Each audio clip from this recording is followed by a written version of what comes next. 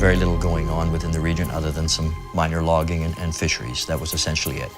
But as of late, in the last couple of decades, we've seen a lot of interest from other entities within the world to access our place, to get uses out of it. You have the oil and gas industry, you have the renewable energy industry. There's a range of recreational structures that are building up here, from cruise ships to major sport fishing and recreational fishing opportunities. So that is coming our way, if it isn't already here. And the pressures are becoming quite substantial in terms of the marine environment. There are a lot of pressures out there. There's a lot of need for access. How do you best develop that? Coming from a governance role, we have a tendency to plan things very rigorously. We're both obligated and legislated, to be perfectly honest, to provide responsible planning on behalf of our constituents. So this sort of fits in with the overall. We've done a very comprehensive land management plan here in the North Coast for a number of years. That was instituted. We have the Central Coast Plan as well. We've done a range of things around the terrestrial. And now it's time to take a look at the marine and say, all right, just how do we want to use this environment, and what would be the best and most responsible uses of this environment? The idea of integrated planning really comes from the UN Convention of the Law of the Sea, which was ratified in 1994. And one of the major bases for that was to ensure that coastal communities are connected to the resources that are on their doorsteps, and that independent fishermen have access to those resources, and that they're not just taken from the oceans by foreign countries coming in and fishing our coast. And the Canadian government's response was our Oceans Act that set out and tasked the Department of Fisheries and Oceans to take that leadership role and develop integrated plans for sustainable development on our coast to protect the ecosystem. So they have a mandate to lead that, and they really need to step up and take that leadership because of the importance of the oceans to our country and to the people on this planet, and to all the other species on this planet as well.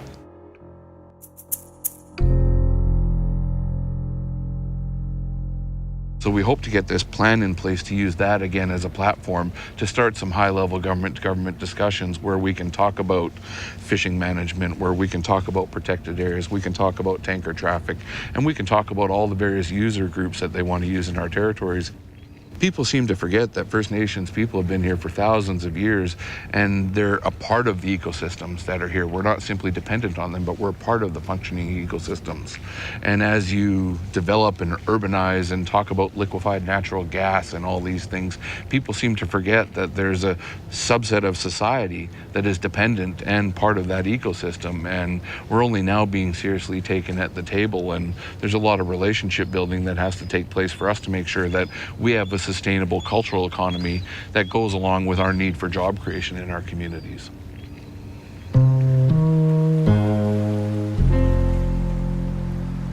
Well, marine planning is extremely important, so important that my council passed a resolution to support it. And now we're looking at the implementation phase. And I would say that we have cautious optimism. It depends on how it's going to unfold.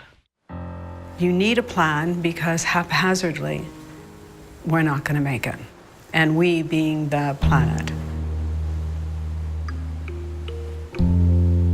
With conflicts rising over ocean and coastal resources, new marine enterprises staking claims, and the need for better protection of ocean ecosystems, people on the British Columbia coast are coming together to better protect ocean, cultures, and ways of life. Led by First Nations and the province of British Columbia, this unique partnership has created marine plans to prepare for the impending demands upon the region's waters and to carry out a new vision of ocean stewardship.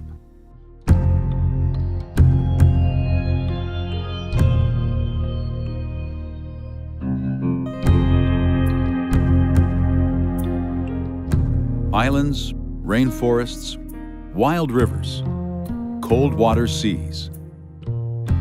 Traditional territory of First Nations for millennia. The Great Bear Sea is home to 20% of the world's remaining wild salmon. Home to dolphins, porpoises, humpback and killer whales. Home to wolves and the rare white spirit bears that live nowhere else on Earth.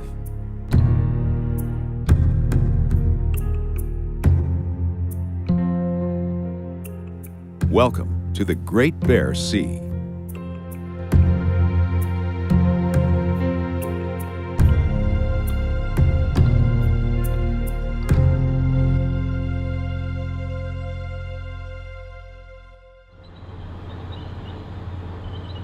These territories and the bounty that exists within them sustained our people for thousands of years at probably 100 times the population levels that we have right now. So we know it can provide if it's managed and taken care for well.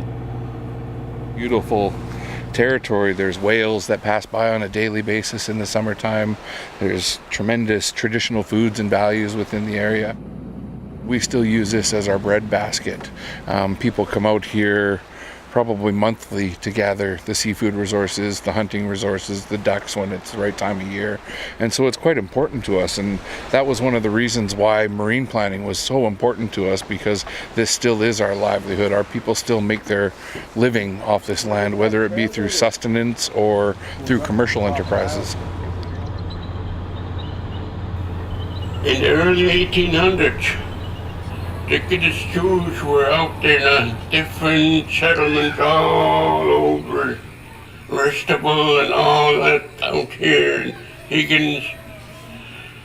Different settlements all over the place before we were taken again by the government into the reserve system.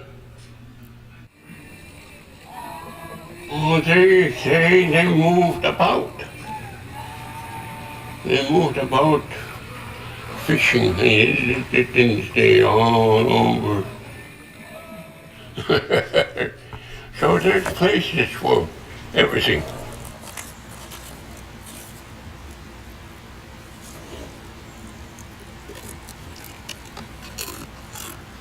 All the resources of the sea mean a lot to us. Everything. Any kind of fish is put away for winter use.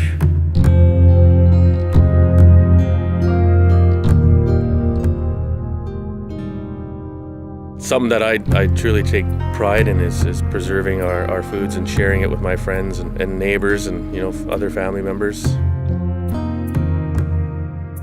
And I try to pass that on to my kids to let them let them know as young people that's kind of the role is to get out and to harvest and share it with the elders and make sure that people in your family have an opportunity to have a taste of what we have around us.